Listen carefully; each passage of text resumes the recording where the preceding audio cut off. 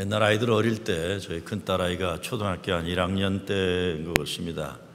이 아이가 학교에 갔다 오더니 신나가지고 뭐라고 막 집에 들어오면서부터 좋아서 막 떠들어요. 근데 제가 그때 신문을 읽고 있었는데 신문이 기사가 중요해서 그래 쳐다보지도 않으면서 건성으로 대답하고 신문을 읽으면서 그냥 무슨 문제인지 혼자 쫑얼쫑얼거리면서 신문에 대해서 제가 대꾸하고 있었습니다. 그랬더니 갑자기 우리 딸아이가 소리를 버럭 질러요. 아빠, eyes on me, lips sealed 그래요. 아빠, 눈은 나에게 집중하고 입은 닥쳐라 그러더라고요. 이게 아마 학교 선생님들이 애들이 공부 시간에 떠들면 얘기하는 걸 거예요. 그렇죠?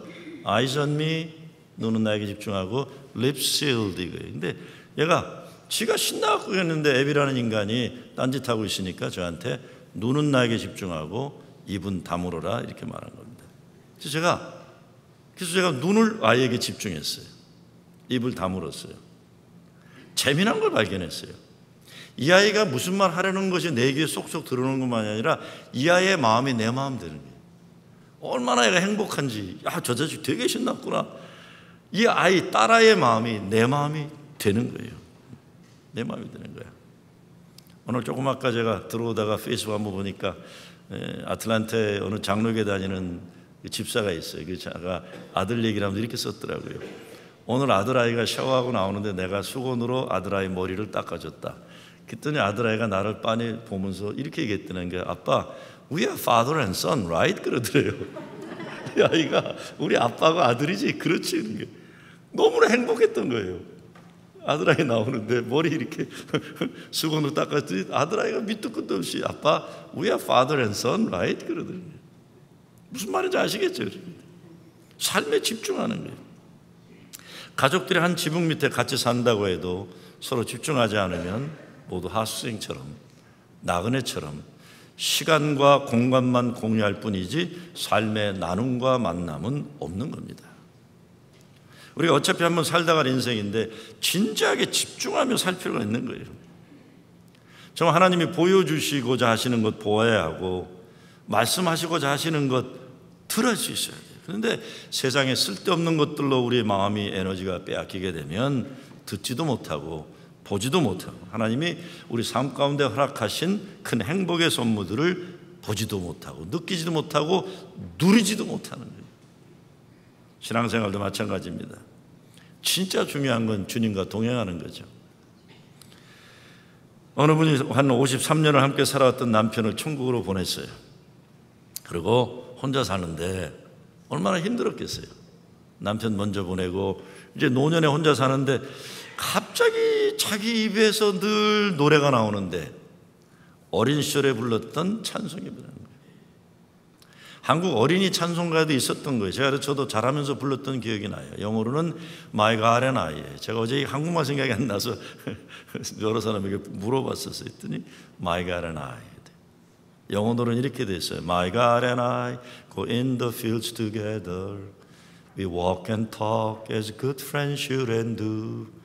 We clasp our hands, our voices ring with laughter.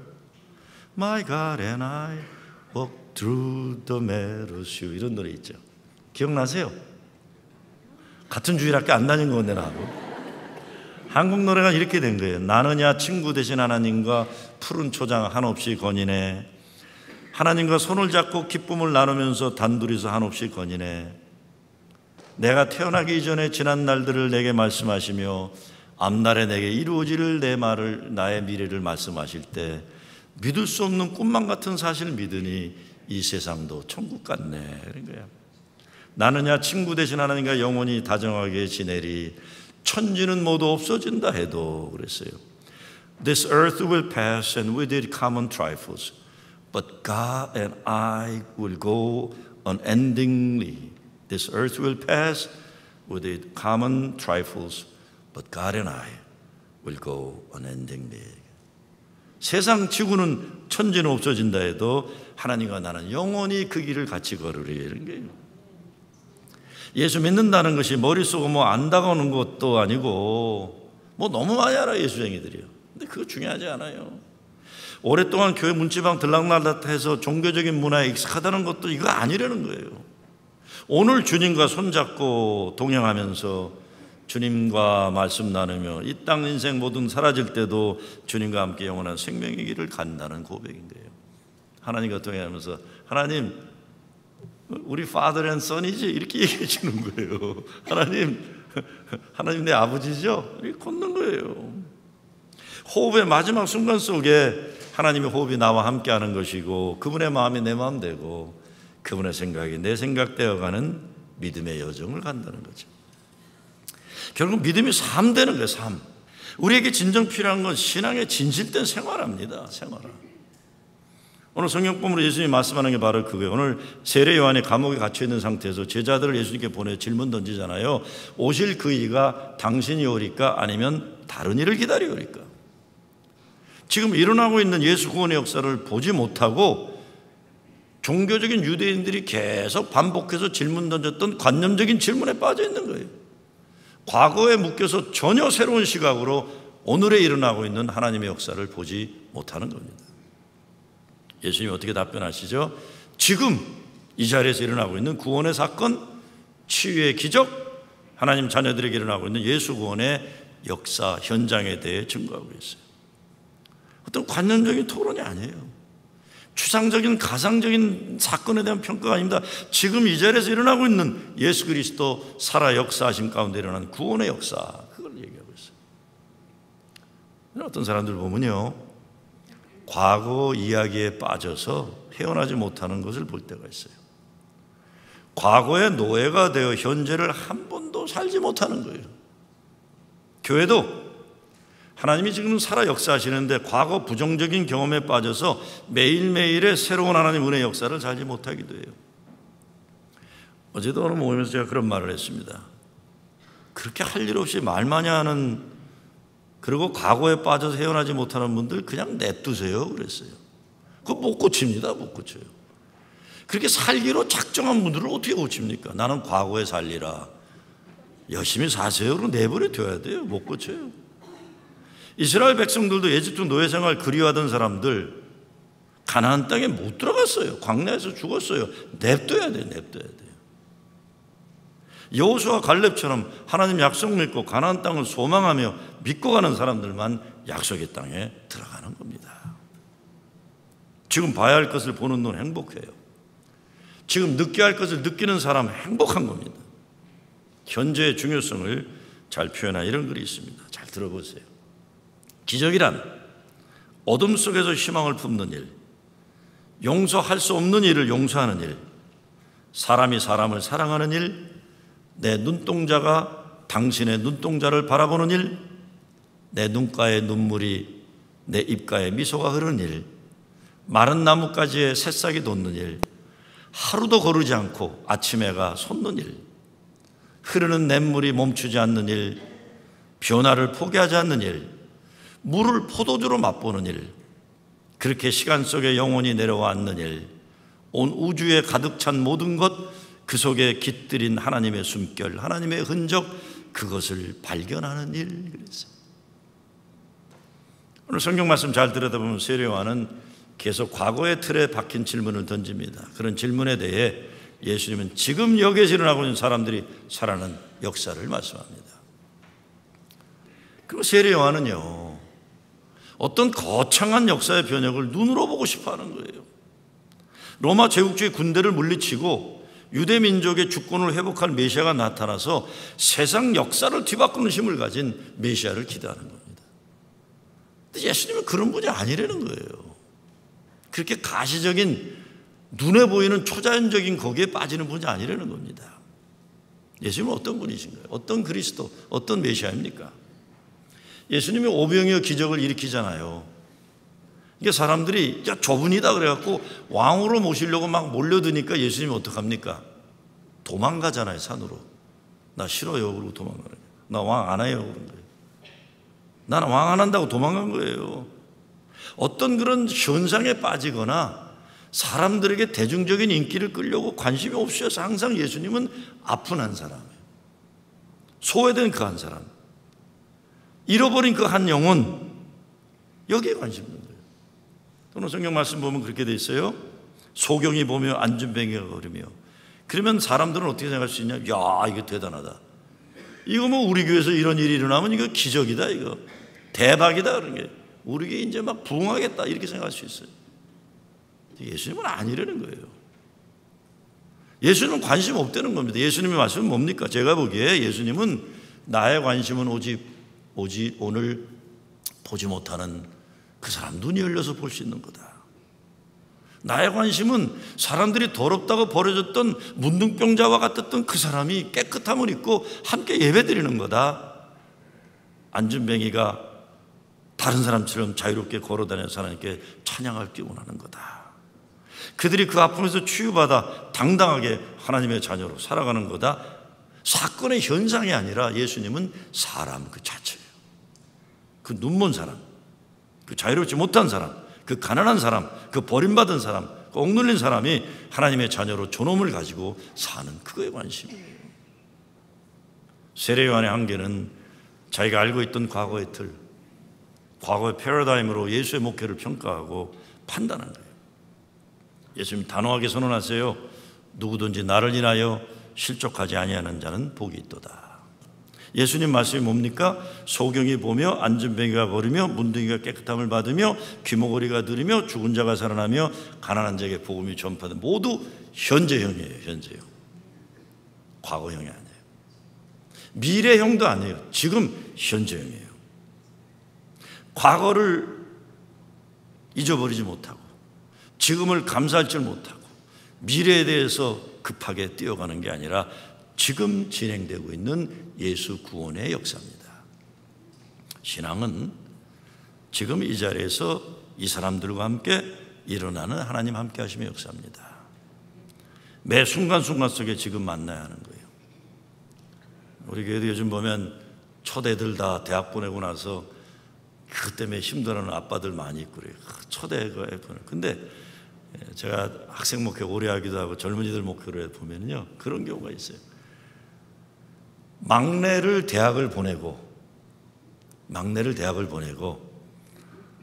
기숙사 보내주고 막내를 보내고는 부모가 울고 집에 들어와서는 저녁 테이블에 앉아놓고 서로 바라보고 깜짝 놀란 거예요. 누구시죠? 이렇게 돼요.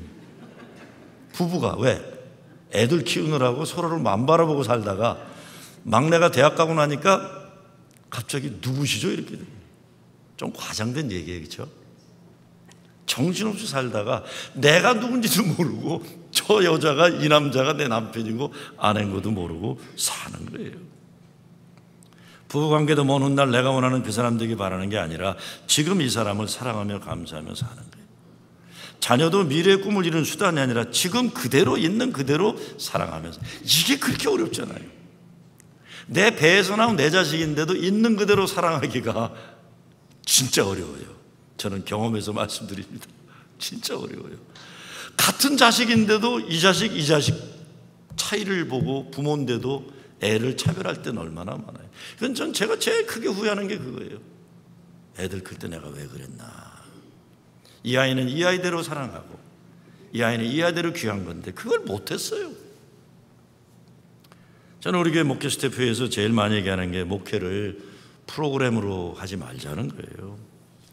이런 저런 프로그램 잘 굴리는 목회가 아니라 하나님의 사람을 세우는 목회하자는 거예요. 우리 연합감리교단의 선교적 과제가 세상을 변화시키는 예수 그리스도 제자 만들기예요. 이 목적 분명해야 돼요. 그래서 교인들이 교회를 책임져가는 주인의식 갖도록, 교회를 세우는 사역자도 없도록 돕는 역할만 목사가 하는 거예요. 사람이 예수님의 기본적 관심이고 궁극적 관심이었어요. 지금 이 사람들이 하나님의 자녀로 잃어버린 모습을 회복하고 지금 하나님의 사랑과 은혜로 축복받는 삶을 살아가는 것, 이걸 원하신 거예요. 저는 목회하면서 제일 조심하는 게 교인을 이용의 도구로 여기는 거 진짜 조심합니다. 그 사람 자체가 목적이에요. 이 사람 어떻게 갖고 이용하겠다, 이건 서로 불행해지는 거예요. 그 사람이 예수님 때문에 행복해지는 그 자체로 그게 목회지. 이거 이용해서 교회 부흥한다, 이거 주님 기뻐하신 일이 아닌 거지. 하나님은 지금 여기 우리 가운데 살아계시는 분이에요. 열심히 노력하면 언젠가 나 만나주실지 모르는 그런 분 아닙니다. 지금 나와 동행하시는 분이에요.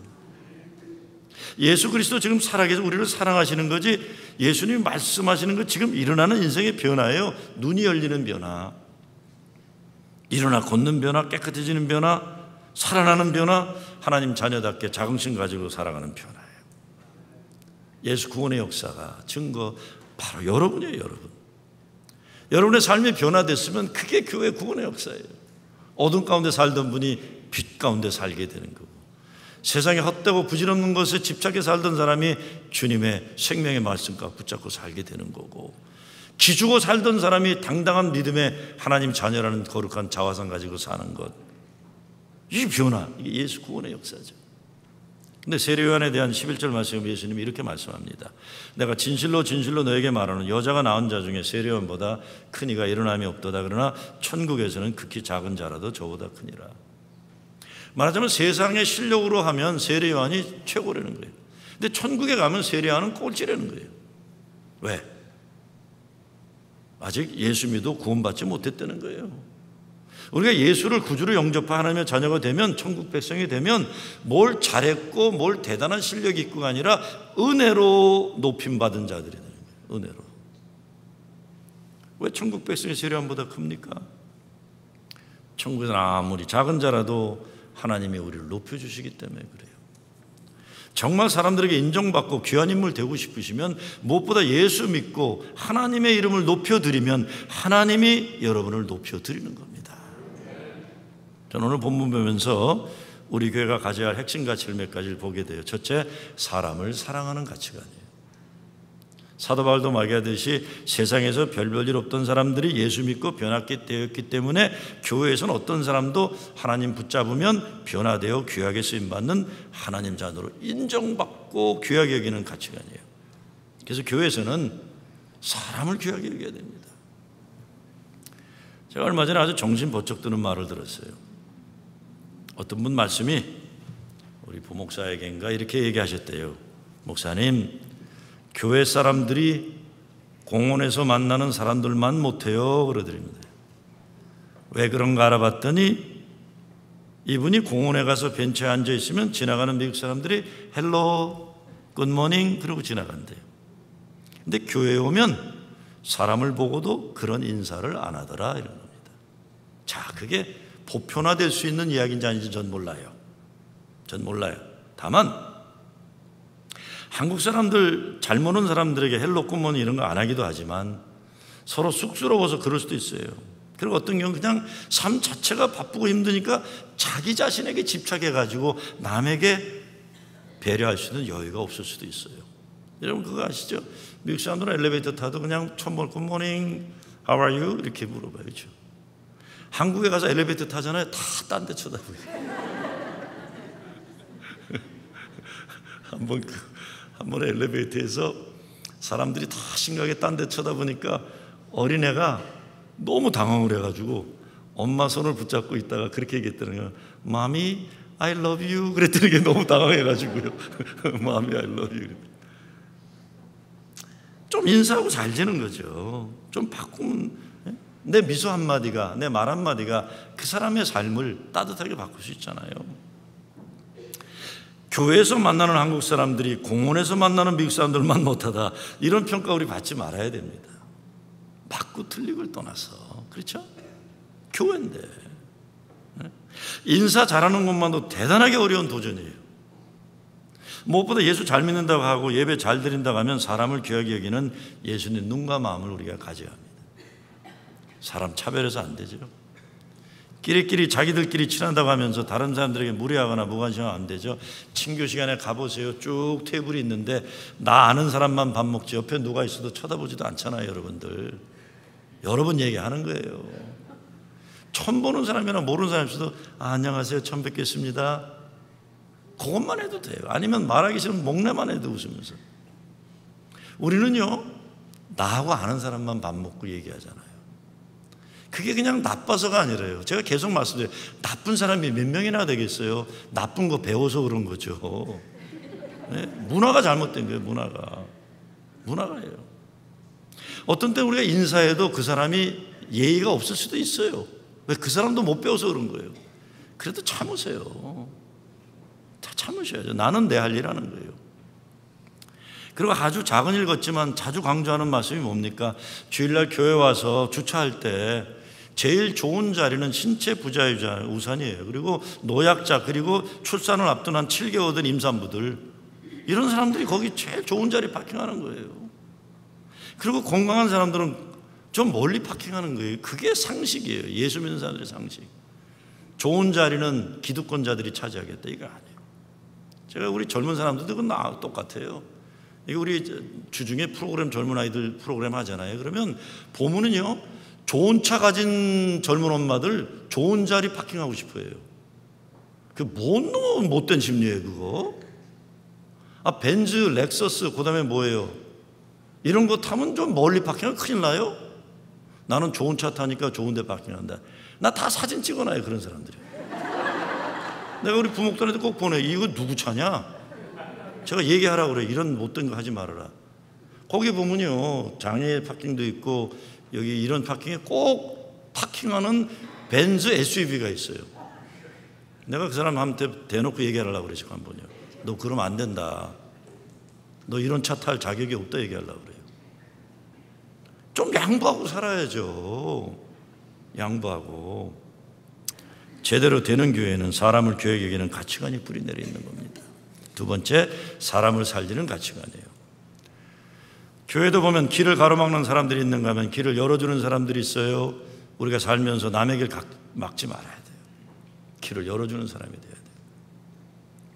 김남주 시인의 시 가운데 함께 가자 우리 이 길이란, 안치환이 노래 불렀던 80년대 대학 다녔던 분들 아시는 노래예요.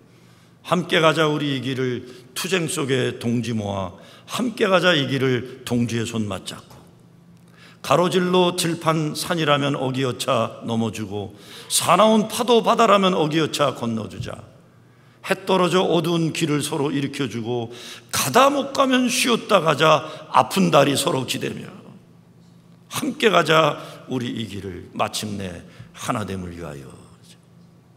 투쟁이니 동진이 이런 단어 때문에 시험 드는 분들 계시면 독립운동으로 생각하시기 바랍니다. 그러면 별 부담되지 않을 거예요. 정말 어렵게 살아가면서도 함께 가는 동지들이 있어 행복을 아는 사람들이 불렀던 노래예요. 함께 가자 우리 이 길을 투쟁 속에 동지 모아, 함께 가자 우리 이 길을 동지의 손 맞잡고, 가로질러 들판산이라면 어기어차 넘어주고.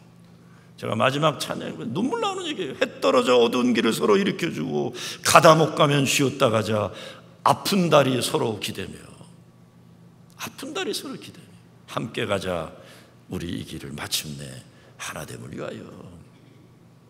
교회도 최소한 이런 정도는 돼야 돼요. 믿음의 동지들이 어떤 역경이 앞에 있어도 함께 손에 손잡고 예수의 이름으로 사람을 사랑하고 예수 능력으로 사람 살리는 그 길을 같이 가는 거예요. 그러면 아무리 배고파도, 아무리 눈이 따갑고 아파도 우리는 행복할 수 있는 겁니다. 마지막, 섬김의 가치관이에요.